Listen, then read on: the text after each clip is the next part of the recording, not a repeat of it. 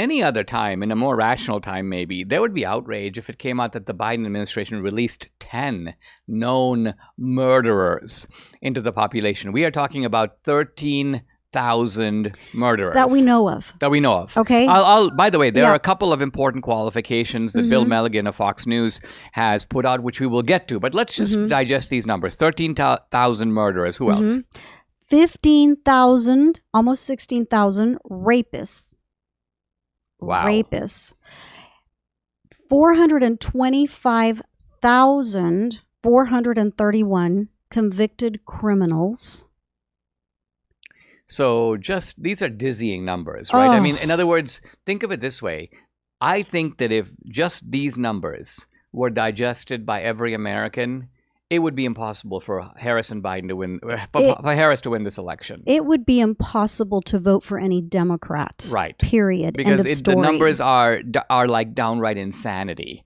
And think about it. The left is, they spent so much time trying to hang the convicted felon label around Trump, in the belief, correct as it turns out, that if people believe that this guy is a criminal, a convicted felon, they would not vote for him. And yet, these guys are letting in droves, and they're knowingly doing it. This is the telling point. Now, we'll discuss the implications of it, but let's look at a couple of important qualifications. First of all, I'm just going to read a couple of things from Bill Milligan. One is he says, not every single one of these guys are technically illegal aliens. Some of them are non-citizens who are here on visas who end up committing a crime.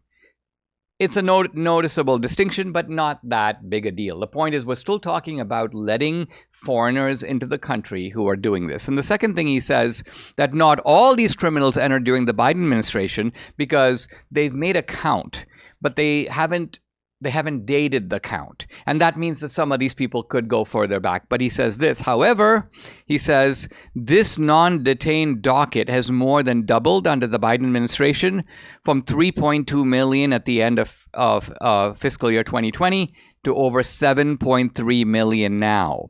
And he says the data shows there are tens of thousands of illegal aliens convicted of homicide, rapes, and other violent felonies currently roaming in the U.S. So that's not opened it out. And so with these caveats in mind, I don't think it really changes the picture all that much. Maybe it shows that the responsibility is a little bigger than just Biden-Harris. But nevertheless, this country has been taking in the undesirable of the undesirable.